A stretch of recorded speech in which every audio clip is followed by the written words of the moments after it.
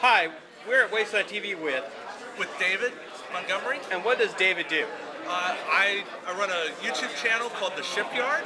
It's all about Star Trek Attack Wing, board games. I do reviews. I do like list building for the games, and I'm kind of a big fan of Star Trek. So what do you like about Star Trek? You know, Star Trek captured my attention really early on. It made me think. And when something made me think just more about myself than kind of anything else, it gave me a better perspective on life.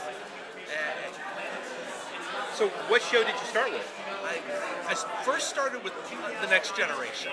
That was my first real passion. Data was a big favorite of mine because he was discovering what it meant to be human.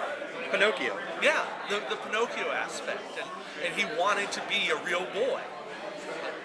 Kind of like my friend here. And then I really grew up on Voyager. And I know Voyager gets a bad rap, but for me, growing up... Voyager was hit and miss as a show, I'll be honest with you. Yeah, but I was kind of the same age as Naomi Wildman, and so for me, it kind of worked. And like Neelix was fun. No, he wasn't. He was annoying. He had his moments. When he left the show. Wow, you're harsh. But to me, like at the very end of the season or the series, they talked about how it was the journey.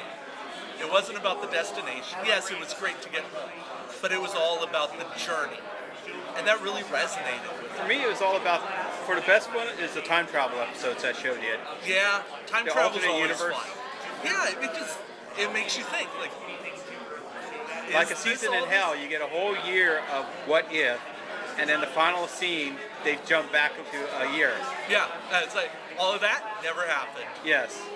And then the final arc is future January coming in to screw over the Borg Queen. Yeah, and it's like, but wait, she now doesn't have the reason to come back in time. So is that a paradox? Yes. Well, the worst part is that generation of paradox, the entire universe of that, because of Beyond, when the Romulans from the Next Generation blew a hole in time chasing Spock. It's all timey-wimey, wibbly-wobbly. Oh, yes. Steal from Doctor Who. But what is the game you got here? So this is called Star Trek Attack Wing. It's a miniatures game. If your followers are familiar with X-Wing at all, it uses a very similar system. It's a ship miniatures game typically on a 3-foot by 3-foot board. You use these maneuver dials here, and you will plot a maneuver, and then you use templates to actually execute that maneuver. So unlike something like Warhammer, there's no tape measures.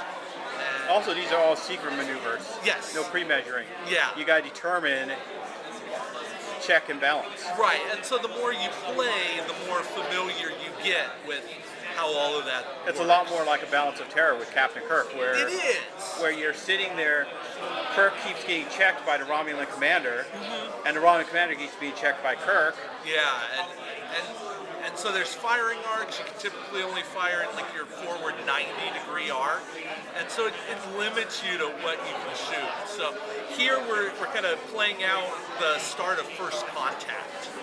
But there's a twist because you don't have to stick to just Federation ships. You don't even have to stick to Federation captains on Federation ships. This is kind of like a holodeck simulation. It's a big what if. Oh, it's Enterprise. Well, not even that. It's Remember, more like Enterprise was, it turns out, by the end of the season, is a holodeck. Riker's dream. Riker's little dream about, like Barclay, with his sexual fantasies on the holodeck. Yeah, it's all bad. But the way I put it is, hey, do you ever want to know what would happen if Picard could command a Vorchop? Well, it's kind of like when we used to play Raw Deal, the card game. It was like you could play what-if matches. Exactly. This is the biggest what if in Star Trek. So anything you can dream up, you can put on the table in this game. And to me, that is a fantastic thing. You know, some people want to adhere to canon, and that's great. You can do that. Nobody's going to judge you for that. Other people want to mess around and say, hey, what crazy shenanigans can I get up So to? do you suffer penalties putting, let's say, a Romulan commander on a Klingon ship? Yes, there's points. So all upgrades cost points, ships cost points. So you pay a little extra when you go cross-faction. So what is the, what about if you call, do you get bonuses for playing all Federation, all Klingon, all Romulan? No, I guess your bonus is that you don't suffer those penalties. And different, like in the tournament environment, different places will reward you for doing different things. So it all kind of comes down to what you feel like doing, what your local scene does. And to me, it's all about having fun. What do you want to do? Of course, at like a nationals level or something. Oh, those you want to win. Those, if you're not there That's to win, a different type you're of doing thinking. it wrong. And that's a different type of thinking. It is. It's They're not completely what-if different. players. They're there to win. Exactly. So, but for something like this, we're here to have fun. We're here to mess around, to try to blow up the board, and to try to stop them from It's assimilating basically Earth. equivalent to the old World of Warcraft raid decks, where you take your best 3 decks of your friends, play it against one ultimate badass deck. Sure. And you know, why not? Why not do that sort of thing? You know, it's the closest you can get for people who don't want to touch certain things, but they will sit there and play miniature games. Yeah. They will. Yeah, this is a great introduction to miniatures game. I'm not a minis gamer, but this feels more like a board game to me.